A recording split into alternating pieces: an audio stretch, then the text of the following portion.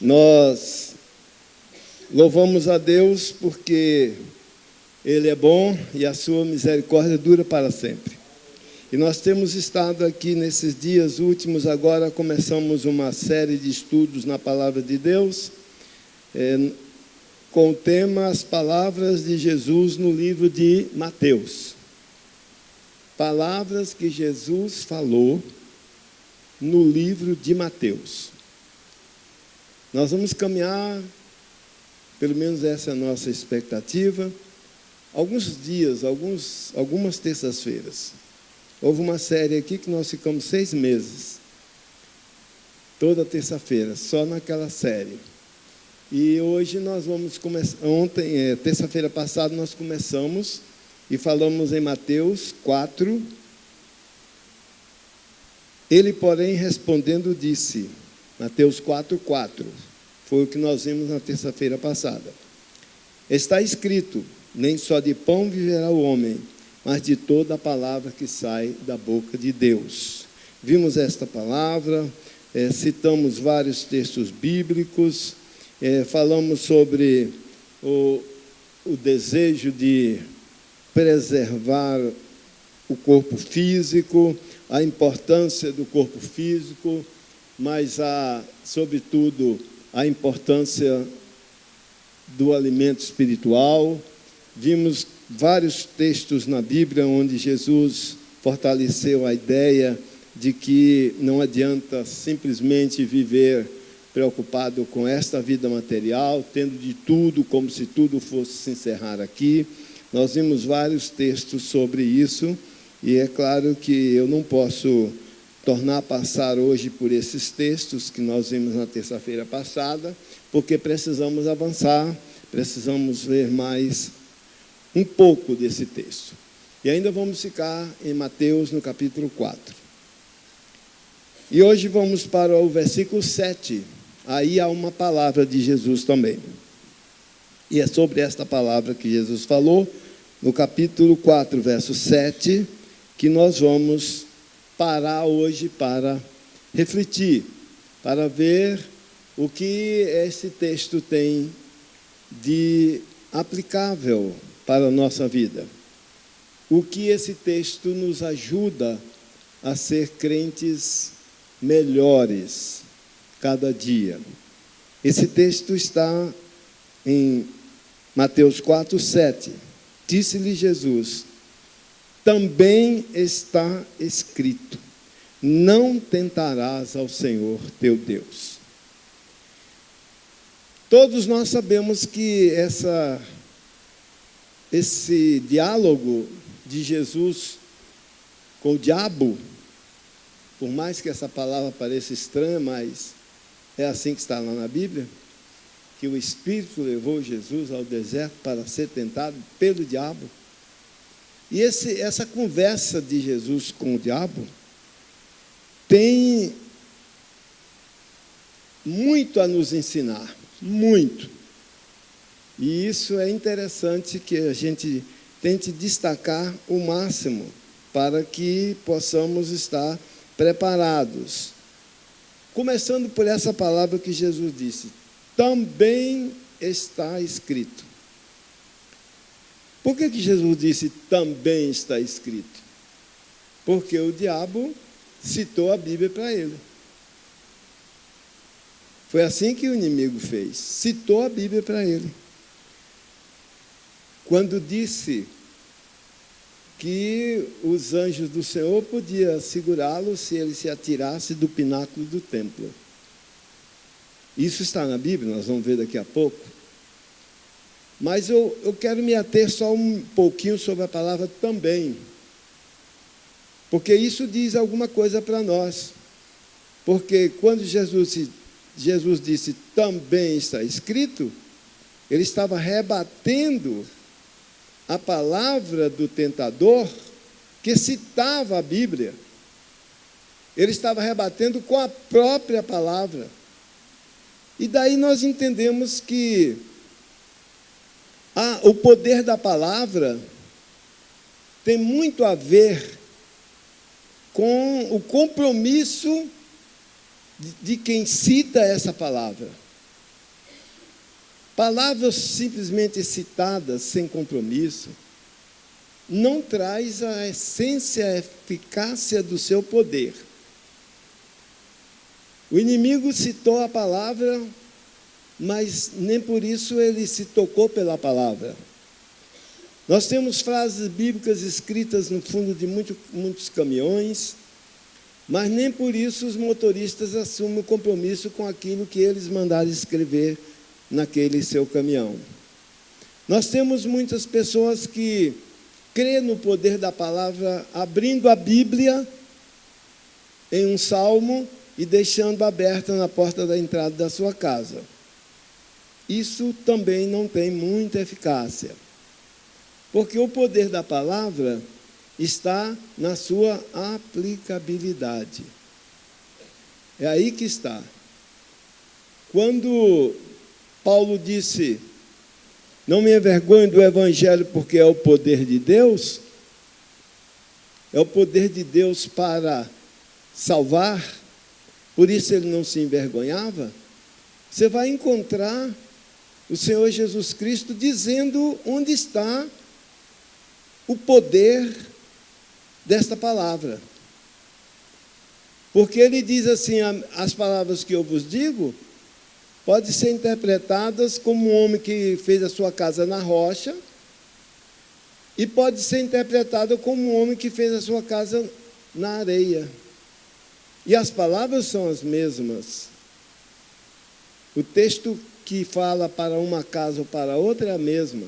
Mas Jesus disse assim: aqueles que ouvem a minha palavra e as praticam, esses fazem a diferença. É aí que se manifesta o poder da palavra.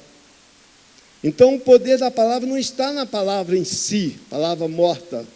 O poder está na prática desta palavra. Quando nós praticamos a palavra, nós temos muita vitória. É certo que existem alguns milagres que os irmãos talvez conheçam, que diz: não, mas eu conheço alguns milagres em que a palavra por si só agiu, fez uma mudança. Eu conheço um caso de uma pessoa que foi baleada e tinha um Novo Testamento no bolso, e a bala entrou no Novo Testamento e foi queimando as páginas até chegar no versículo onde diz: 1000 cairão ao teu lado, 10.000 à tua direita, mas tu não serás atingido. E ali a bala parou. Sim, eu não estou dizendo que isso não aconteça. Não estou contra isso. Quem sou eu para contestar os milagres do Senhor? Não posso fazer isso. Só que ninguém se revista de Bíblia, ninguém faça uma roupa com as páginas da Bíblia, mande colar na sua roupa texto bíblico, pensando que isso vai proteger sua vida. Não é verdade, isso não funciona muito bem assim. Então é melhor descobrirmos estas coisas aqui. Mas olha só, essa questão de não tentar ao Senhor. Quando Jesus falou isso, ele estava citando Deuteronômio, no capítulo 6, verso 16. Não tentareis o Senhor vosso Deus, como tentaste em Massá.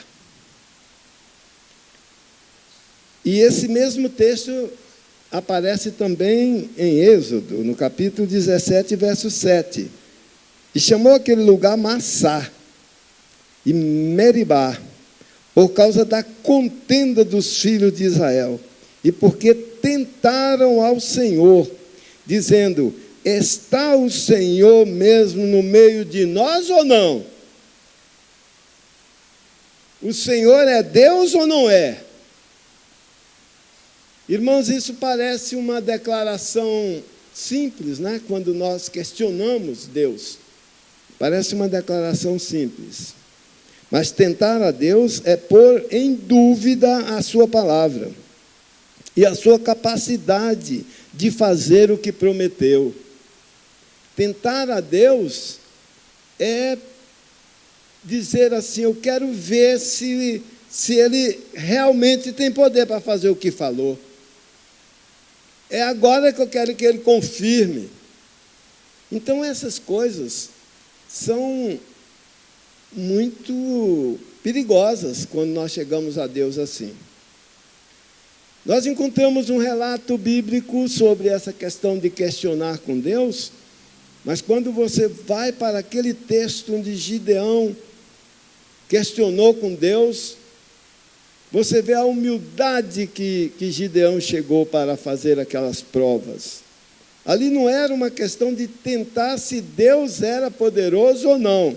Era uma questão de comprovar se o Gideão não estava confuso com o que ele estava ouvindo, se realmente ele estava diante de Deus. Então foi isso que ele quis provar. Nós encontramos também como que Abraão conversou com Deus. Quando Deus disse que ia destruir a cidade de Sodoma, Abraão não disse, duvido. Não, quero ver se isso vai acontecer. Não, Abraão não disse isso. Abraão intercedeu a Deus pelaquela cidade, porque ele estava lembrando que seu sobrinho estava lá. Então ele estava conversando com Deus. E você percebe o cuidado de Abraão. Quando ele disse assim, se tiver lá 50, e aí ele foi tirando 5, se tiver 45, na terceira vez ele disse assim, meu Senhor, não se ire com o teu servo. Se desses 45 faltar 5, tiver só 40. E ele foi fazendo isso com muita cautela, porque ele não queria de maneira nenhuma que ficasse transparecendo que Deus não iria fazer aquilo, ou que Deus tinha que fazer para provar que tinha poder. Ele não queria isso. Ele queria só ter uma tranquilidade que seu sobrinho que estava lá, que tinha ido para lá por escolha há algum tempo, e ele não tinha certeza absoluta de quanto se já as sobrinhas haviam casado, ou coisa parecida. Então ele foi fazendo uma conta assim, até chegar mais ou menos no número que ele tivesse segurança que era a família dele. Então ele estava confiando tanto que Deus ia fazer o que estava falando. Ele não estava provando Deus. Ele estava confiando que Deus ia fazer, mas que queria saber se havia uma proteção para os seus familiares que estavam lá. Então, há uma diferença em provar e há uma diferença em duvidar do poder de Deus. Então, quando a gente faz questionamentos para fortalecer nossa decisão e nossa fé, fica diferente de desacreditar que Deus é capaz e por isso Ele que tem que provar se é capaz ou não. Isso é muito importante. Agora você percebe uma questão aqui interessante. Olha só, Jesus sabia que estava ali porque era a vontade do Pai. Quando o adversário tentador começou a questionar com Jesus, nós percebemos claramente que ele não cedeu em nenhum momento, porque ele não queria demonstrar a força dele perante Satanás. Não era isso que ele queria demonstrar. Ele não tinha necessidade de se firmar, ele não tinha necessidade de demonstrar quem ele era. Ele, em momento algum, fez demonstração de poder enquanto estava no corpo. Só depois que ressuscitou, que ele se apresentou e disse: todo poder me foi dado nos céus e na terra. Mas enquanto ele estava no corpo, ele não fez demonstração de forças. Ele agiu e quando agiu, fez questão de mostrar que era o Pai que estava agindo por ele. Fez questão. Quando ele ressuscitou Lázaro, ele fez uma oração. E aí eu pergunto para vocês, Jesus precisava fazer aquela oração que fez para ter poder de chamar Lázaro do túmulo? Vocês acham que ele precisava fazer aquela oração? Eu acho que não. Ele não tinha poder. Tanto é que ele disse assim: Pai, eu sei que tu sempre me ouves, mas eu estou orando por causa desses que estão aqui em redor de mim, para que eles vejam que tu me enviaste. Querendo dizer assim, eu não quero glória para mim mesmo aqui nesse corpo enquanto eu estiver, porque eu preciso viver de uma maneira tal que eu deixe, parafraseando, o texto não está dizendo assim, que eu deixe para os meus seguidores, que estão nesse mesmo corpo que eu estou agora, eu deixe exemplos para eles de que todas as coisas que fizerem, farão por causa do teu poder, e não por causa do poder que cada um vem a ter. E esta aula é tão importante que Jesus fez isso, né?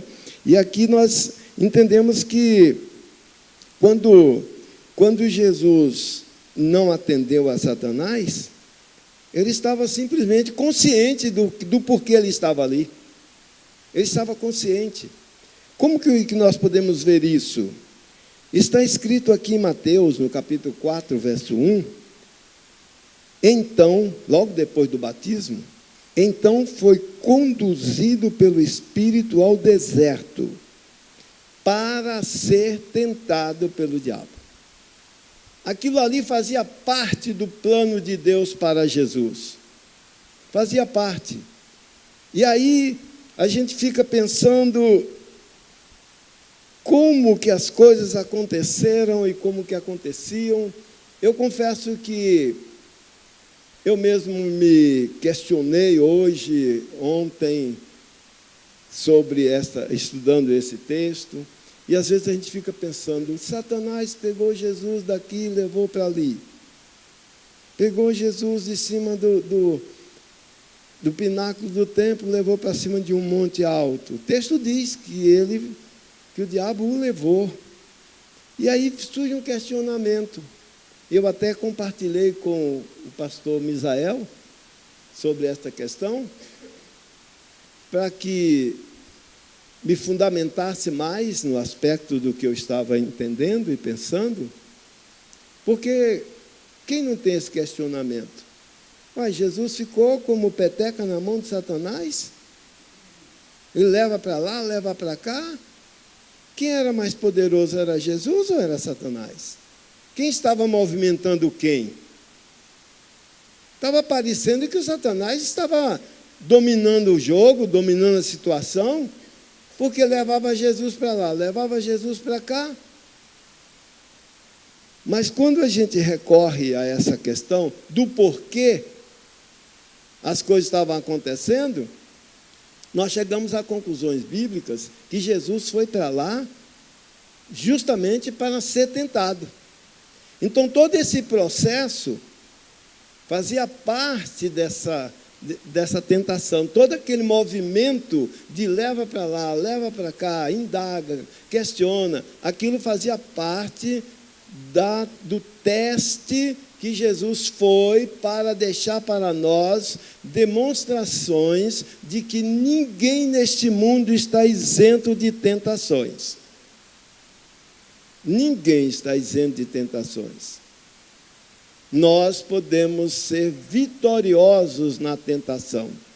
Se confiarmos no Senhor, podemos ser vitoriosos na tentação. Mas isso é diferente de dizer que não entra em tentação, que não é tentado e que é isento de tentação. Jesus, em seu processo de tentação, mostrou que o seu ser humano está sujeito à tentação, mas pode resistir. Está sujeito, mas pode resistir. E é isso que a gente precisa aprender, sabia? É justamente isso que nós precisamos desenvolver, porque tem tanta ilusão nessa questão. Tem pessoas que acham que porque é velho não é mais tentado. Tem pessoas que acham que tentação é só sexual. Aí, quando já está com 80, diz, eu estou imune. desse problema. Eu não tenho mais problema com isso e eu estou imune. Pensa que a tentação é só nessa área. E aí esquece que a tentação não é somente um critério da nossa vida. A tentação tem muitas ações, muitas fases, muitos objetivos na nossa vida. E quantas pessoas que tropeçam, têm vitória em muitas áreas e tropeçam em outra que às vezes nem esperava tanto que seria tão difícil vencer. Agora aqui, Hebreus, capítulo 4, verso 15 e 16, nós encontramos uma razão por que Jesus foi tentado. Qual o objetivo da tentação de Jesus? Certo é que não era Deus testando Jesus para saber se ele ia ser fiel. De maneira nenhuma. Eu prefiro acreditar nesse texto aqui.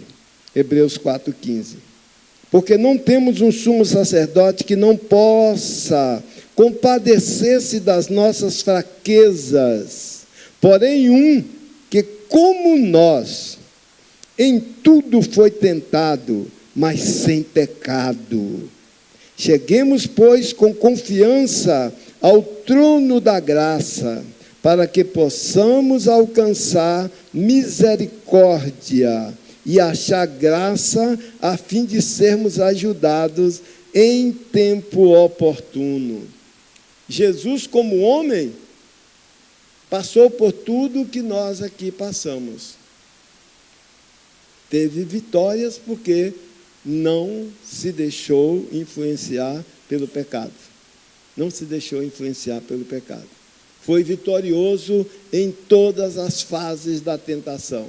Isso dá para nós uma tranquilidade, porque o próprio texto diz que nós não temos razão para não crer e não ter confiança nele, porque ele foi tentado em tudo aquilo que nós somos tentados aqui. E por isso ele venceu e nós também venceremos. Isso é muito aplicável na formação militar. Normalmente acontece isso. Cursos de sargentos, cursos de oficiais, e oficiais graduados, etc. Sempre eles levam as pessoas ao limite da sua resistência, no aspecto de fome, no aspecto de tolerância, de resistência. Já imaginou 3 dias no mato, passando a noite acordado, sendo perturbado a noite toda com megafone no ouvido, e no outro dia de manhã cedo aparece no meio daquele chiqueiro onde você está preso com 12 fios de arames, aparece uma mesa branca e um banquete que só nas festas você encontra, lá dentro da mata, e você com uma fome tremenda. A única comida para 28 homens foi uma banana nanica, para partir para 28 homens.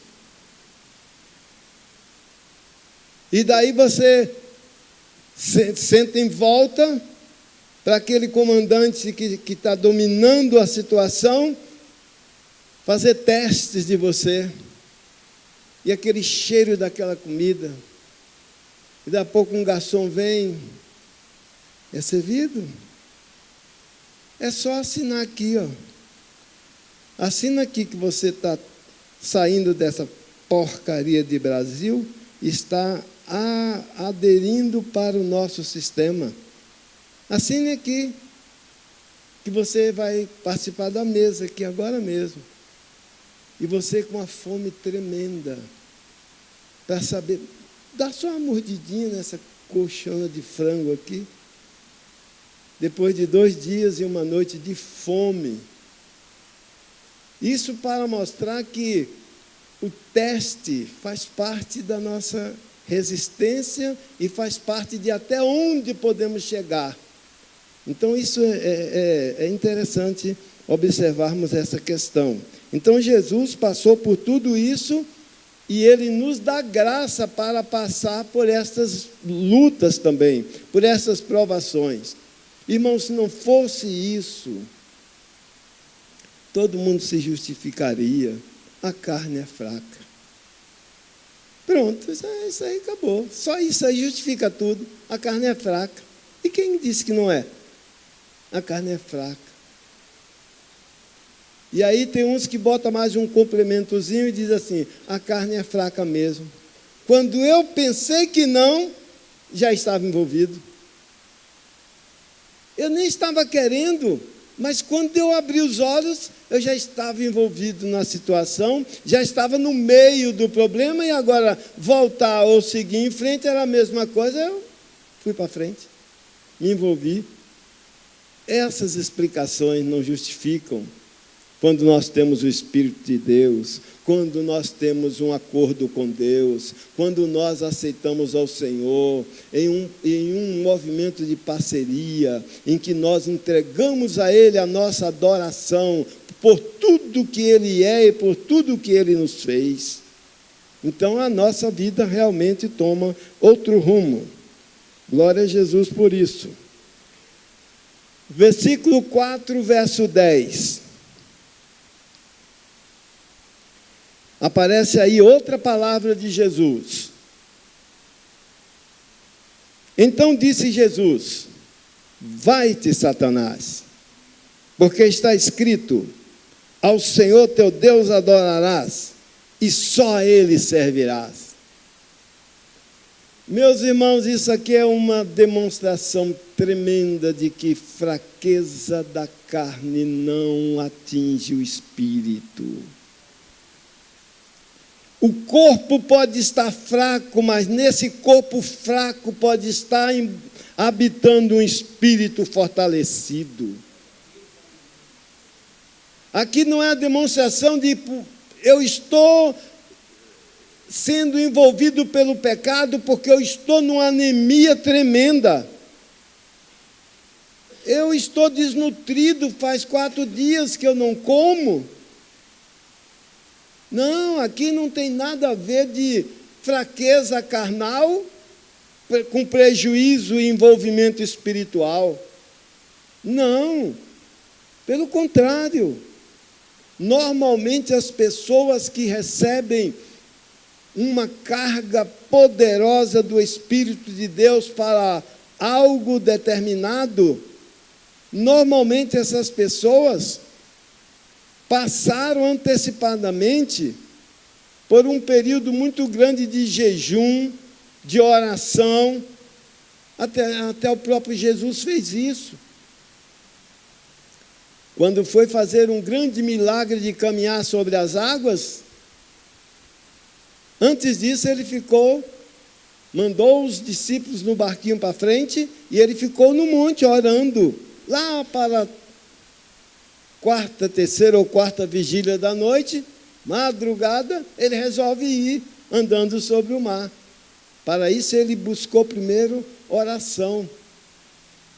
Então, às vezes, nós pensamos que o que nos vai dar força para repreender o inimigo é ser uma pessoa saudável fisicamente, é estar bem alimentado, bem hidratado, para não perder o ânimo. Irmão, a força espiritual age no nosso espírito.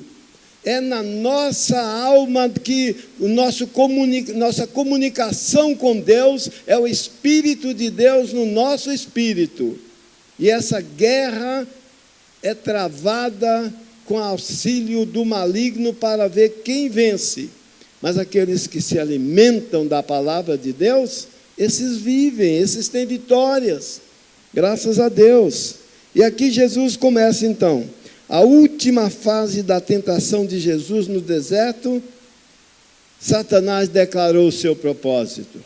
Ele não declarou taxativamente, mas assim como eu penso que descobri, pelo menos para minha satisfação, eu creio que vocês também vão descobrir. Olha só, na última fase da tentação de Jesus no deserto, Satanás mostrou qual era o propósito da tentação. Qual era o propósito? Mateus 4:8. Novamente o transportou o diabo ao monte alto e mostrou-lhe todos os reinos do mundo e a glória deles. E disse para Jesus: tudo isto te darei, se prostrado me adorardes. Viu o que o inimigo, qual era o propósito principal do adversário? Na primeira tentação, o diabo, na tentação de Jesus no deserto, seguiu o processo de indução. Ele foi induzindo Jesus. Na primeira, transformar pedra em pães era a preservação do corpo através da eliminação da fome. Se você transformar estas pedras em pães, você vai alimentar seu corpo. Você vai evitar esse problema de fome. Você não está com fome?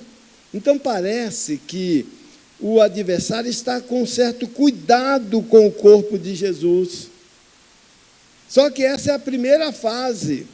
Na segunda fase, atira-te do pináculo do templo, demonstrando ter poderes sobrenaturais sobre a lei da gravidade, atraindo assim a atenção para si. Fortalece o corpo.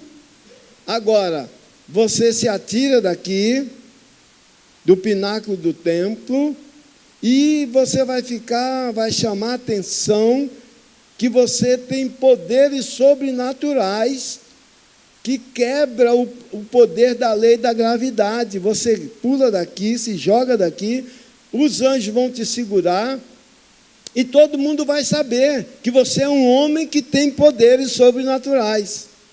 Olha, já começou a perceber o progresso da intenção? Fortalece o corpo, dá ao corpo um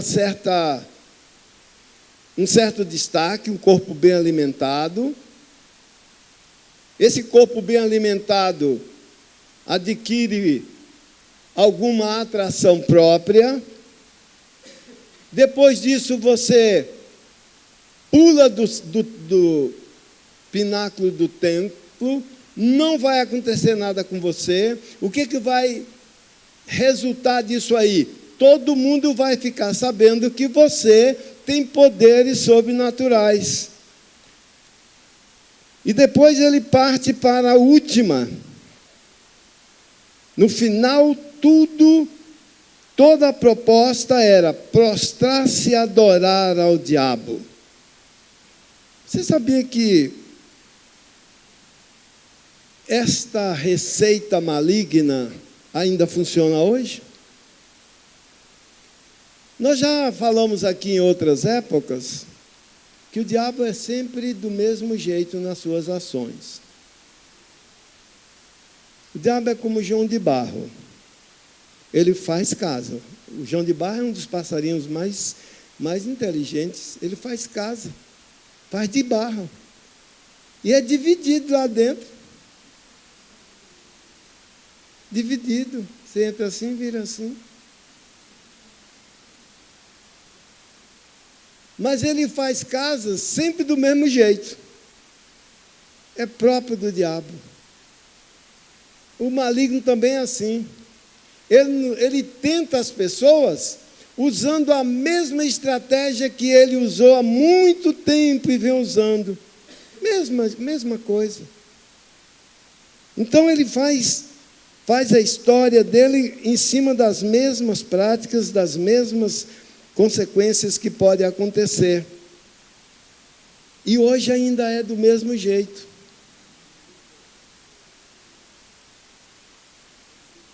Ele viu que deu certo. Viu que deu certo. Então, o passarinho João de Barro não é inteligente. Ele tem um instinto, mas é daquele mesmo jeito. É uma raridade você ver uma casa de João de Barro em cima da outra.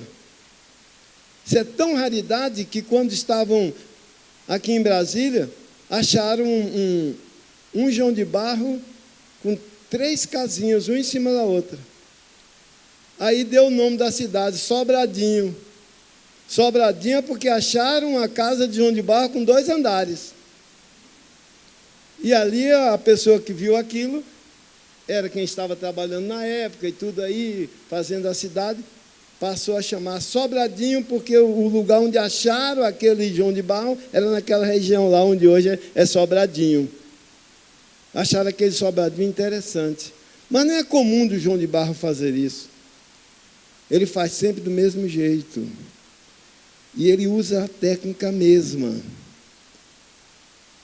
E ele é tão monótono na sua ação que, em determinados casos militares perdidos na selva, a casa do João de Barro serve até de orientação, porque ele bota a frente da casa sempre para o mesmo lado. Então, os instrutores já ensinam: se você achar a casa de João de Barro para esse lado, daqui você acha o norte. E você, estando perdido, achando o norte, você se orientou. Então, o inimigo também faz a mesma coisa. Ele usa a mesma realidade. Olha hoje. Hoje nós temos pessoas que começam do nada. Pessoas que, sem desfazer dos nossos semelhantes e amigos e irmãos que moram no interior, que às vezes tem uma pele sapecada do sol, de correr atrás de animais, de lutar na enxada. Aí, de repente, essa pessoa pega um violão e começa a mostrar um certo destaque na viola ou no violão. Aí, alguém, chamado de empresário, chama esse sujeito, dá um trato na pele dele, dá uma roupa boa, de acordo com a espécie da música que ele vai tocar. E aí vem o Photoshop, dá uma trabalhada nesse sujeito, projeta ele na televisão, nos cartazes, e aí ele começa a subir, começa a ter fama. Daqui a pouco ele está reunindo multidões em volta dele. É só falar fulano de tal, todo mundo vai. E isso é no Brasil, é no exterior. Quando vem uma dessas estrelas aí do rock, que vem tocar no Rio de Janeiro, como veio tocar em São Paulo recente, Lollapalooza, como é o nome daquela Lollapalooza, né? É isso mesmo? Eu não sei se é essa a expressão. Lollapalooza, muito obrigado. Vem gente de todo lado, rapaz, para ver aquilo. E gente dorme lá.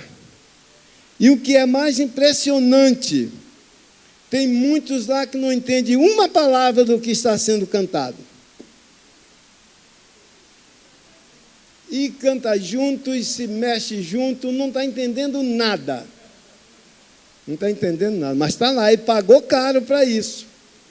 Pagou caro. Porque isso é a projeção da fama. O que o inimigo queria fazer com Jesus? Projetar. Se alimenta. Você está com uma cara de fome terrível. Come, dá um trato. Aí, quando Jesus já estava forte, era a intenção dele. Só que Jesus não embarcou nessa ideia dele. Mas a intenção dele era essa, ele agiu por aí. E você percebe claramente que é assim que acontece. Projeta o corpo da pessoa, projeta a imagem da pessoa, depois joga a pessoa num certo patamar de fama, e aí depois essa pessoa passa a ser contra Deus. Quer ver? Olha só. Devido às declarações, a história escrita diz isso. Devido às declarações de John Lennon, dizendo que os Beatles eram mais populares do que Cristo, algumas cidades não o receberam bem.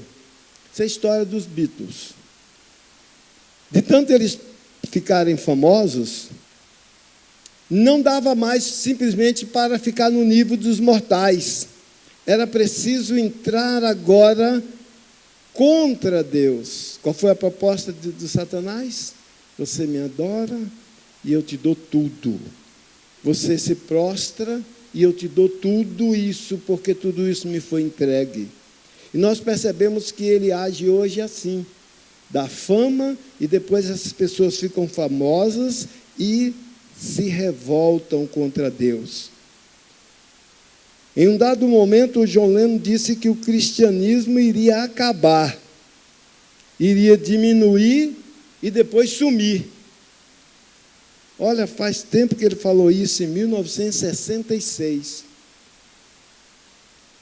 E o cristianismo está aí firme e forte, depois que ele falou isso. Então, de tão famoso que ele ficou, que ele agora se compara com Deus. A tentação vai levando essa pessoa a se igualar com Deus, a querer discutir com Deus, a querer ficar tete a tete com Deus.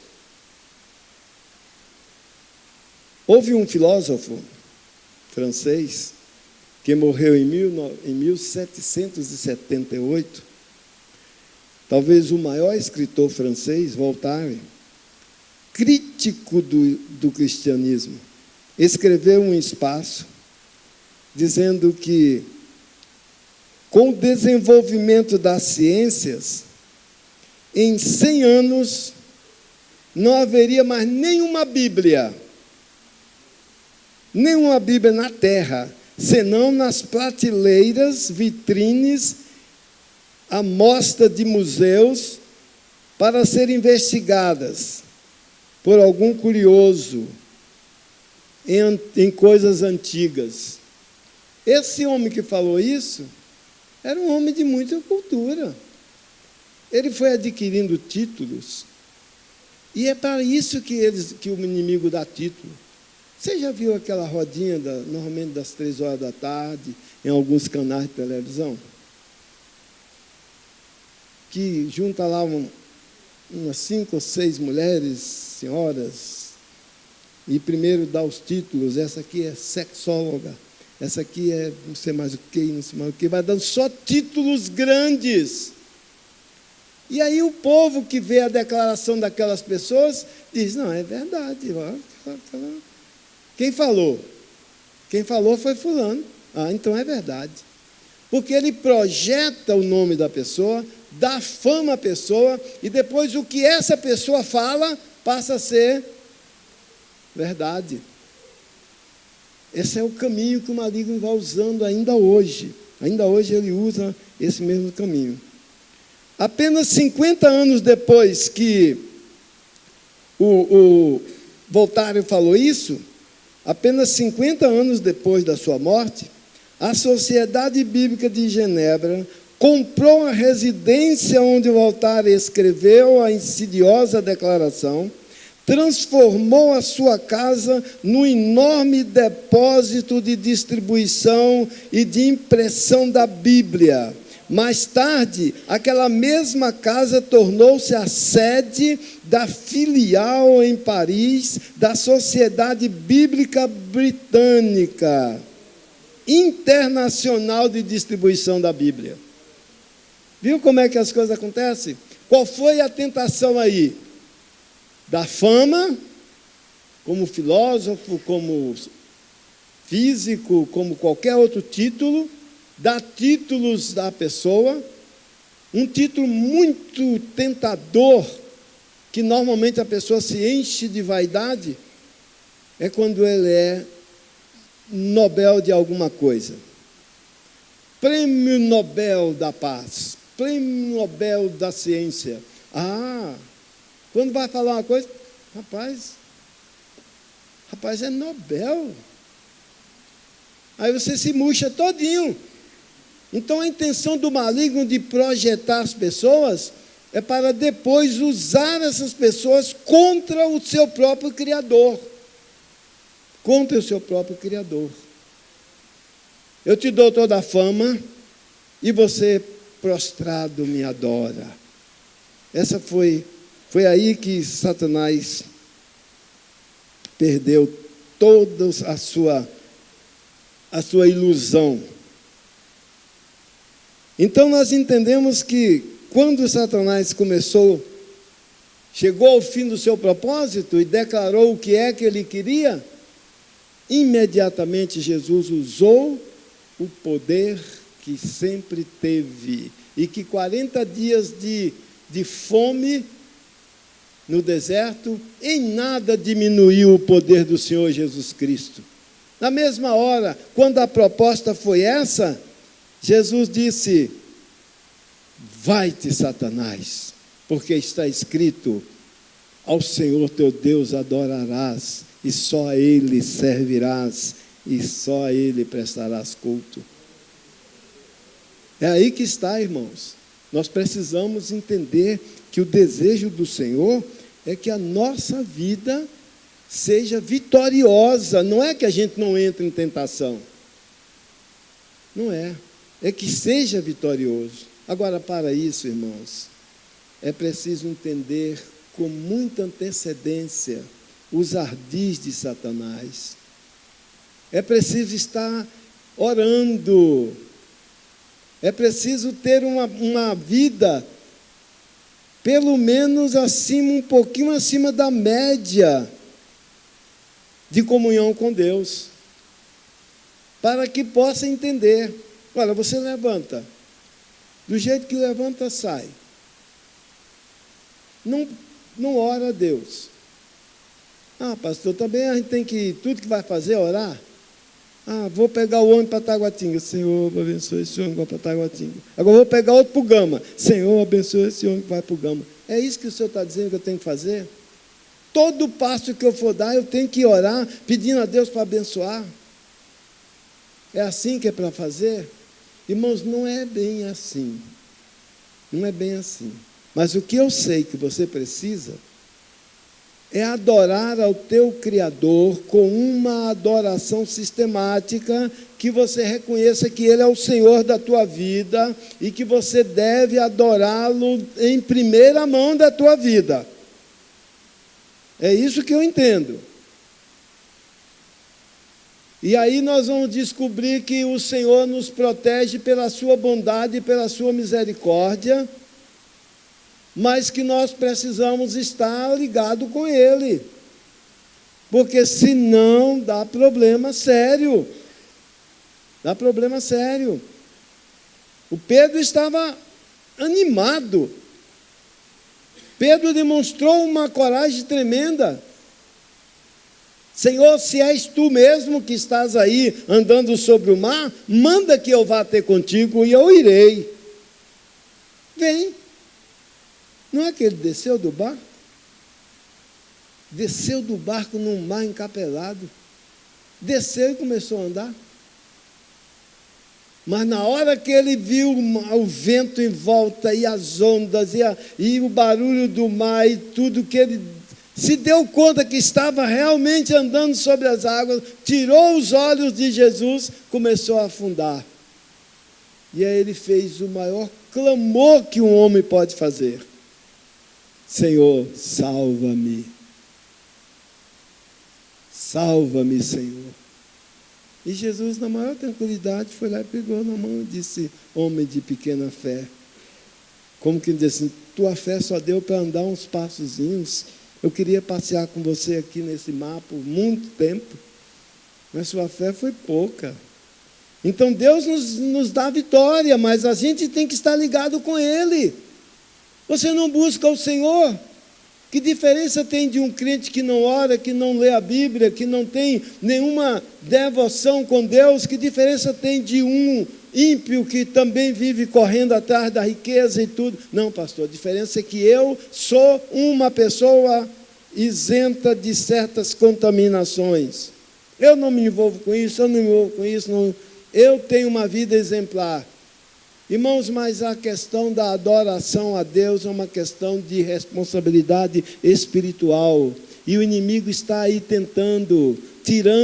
querendo tirar o nosso foco de adorar a Deus para adorar a tantas outras coisas, para adorar a tantas outras projeções. Não estou dizendo que a gente não deva crescer no conhecimento, não estou sendo contra títulos, não estou sendo nada disso, irmãos. Eu creio que devemos estudar, devemos crescer. Se alguém tem condição de adquirir alguma riqueza, faça. Só não tente fazer depois de 70 anos, porque aí não dá mais. Se não enricou até os 60, meu irmão, aposenta essa ideia. Não vai dar mais, não dá tempo. Mas se Deus te deu alguma herança, se Deus te deu alguma condição, e você tem alguma projeção de enricar, não tem problema, não é pecado enricar. Agora, meu irmão, cuidado, porque essa riqueza pode te tirar da adoração ao Senhor. E aí é um problema sério, aí é um prejuízo muito grande. É muito importante que a gente cresça, mas que não perca o nosso vínculo e a nossa ligação de adoradores do Senhor. Isso não pode acontecer de maneira nenhuma. Concluindo aqui, quanto à tentação, a Bíblia diz: sujeitai-vos, pois, a Deus, resisti ao diabo e ele fugirá de vós. Tiago 4:7. Essa é a grande questão, é que o inimigo se apresenta como irresistível, irresistível, e nós mesmos é que fazemos nossos modelos, nós mesmos é quem criamos nossas imagens.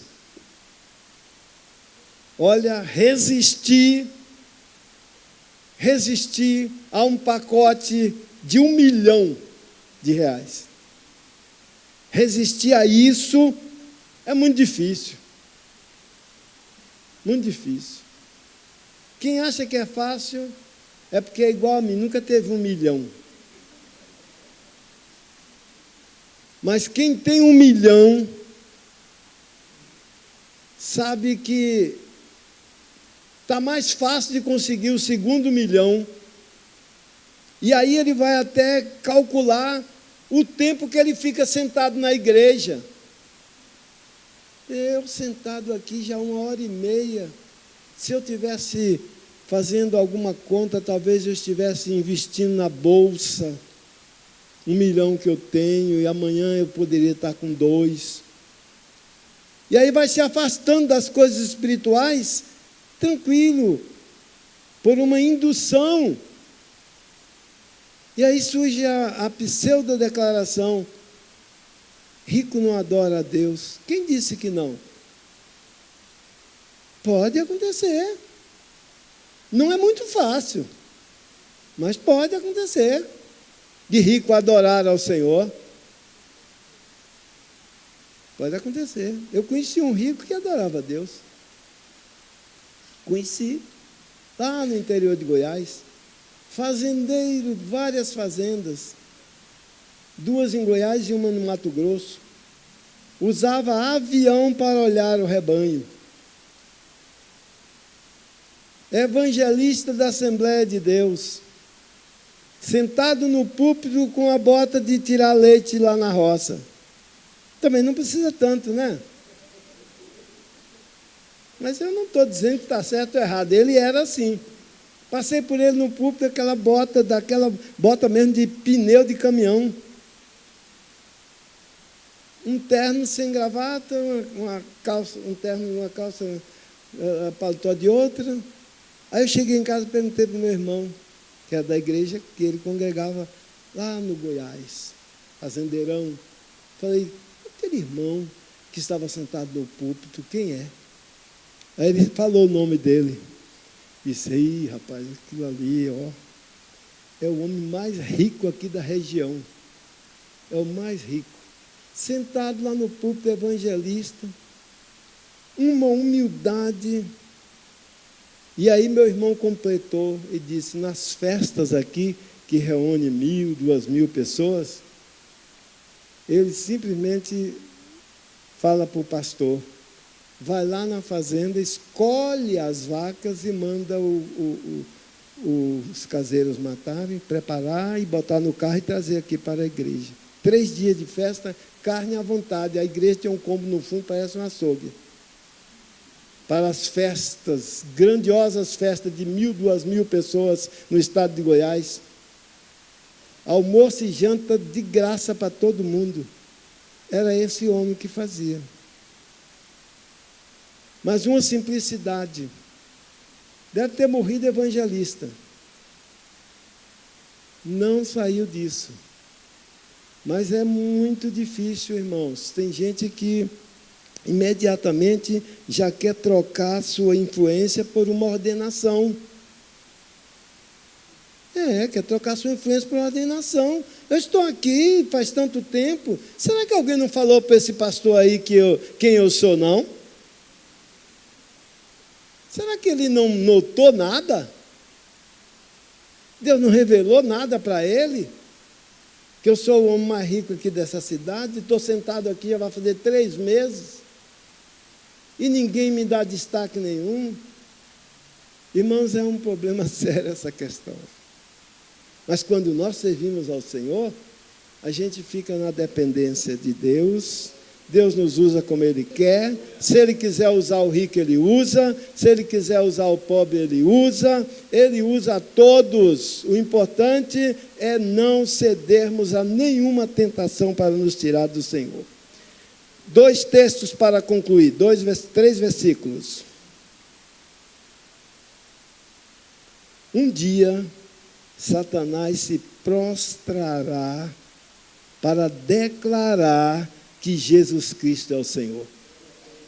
Essa que é a melhor coisa de todo esse estudo.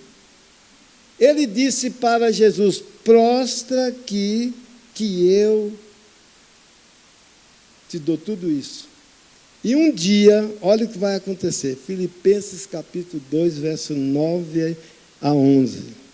Por isso também, Deus o exaltou, a Jesus, sob maneira, e lhe deu um nome, que é sobre todo nome, para que ao nome de Jesus se dobre todos os joelhos dos céus, que estão nos céus e na terra e debaixo da terra, e toda língua confesse que Jesus Cristo é o Senhor, para a glória de Deus.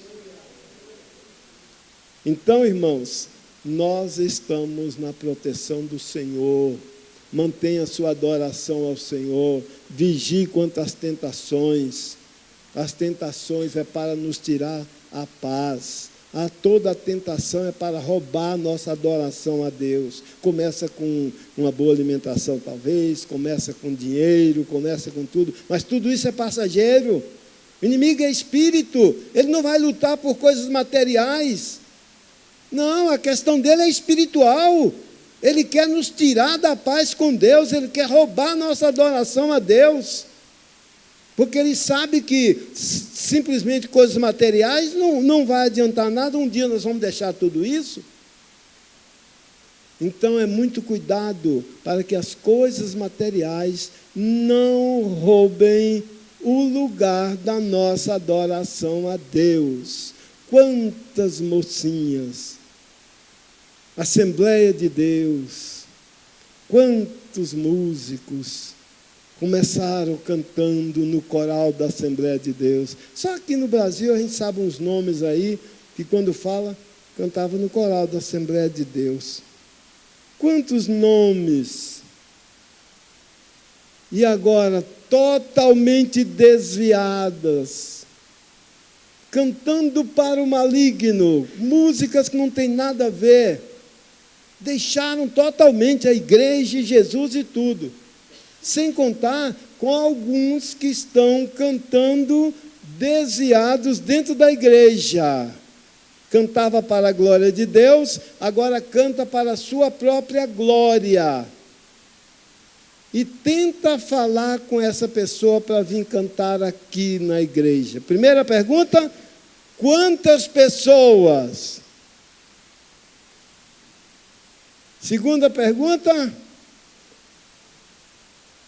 o avião é de primeira classe ou de segunda? O hotel, quantas estrelas? Você está dizendo, pastor, o senhor está imaginando? Não, irmão, aconteceu aqui, ó, aqui, dentro dessa igreja. E as perguntas foram feitas para mim. Pastor, aquele cantora perguntou quantas pessoas tem, qual hotel que vai e quanto vai, porque o preço já tinha dado, isso, o preço já foi logo, já estava discutido. O valor que ia cobrar já estava certo. Agora eram os complementos. E o pior de tudo, que eu vou encerrar, quando foi acertar a conta, sabe o que tinha na conta?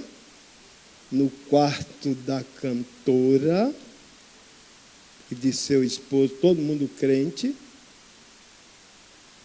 uísque. Uísque. Quem pagou? Esta igreja. Você diz, mas isso eu não sabia, vou sair dessa igreja agora, eu não sabia que essa igreja pagava uísque para cantor. E eu também sabia, por acaso, que ela tomava uísque. Para mim, ela era crente. Mas a fama, quando sobe a cabeça, muitas coisas ficam sendo pecado só para a classe baixa. Portanto, que Deus nos livre de toda tentação que nos tirar da comunhão do nosso Deus. Deus abençoe.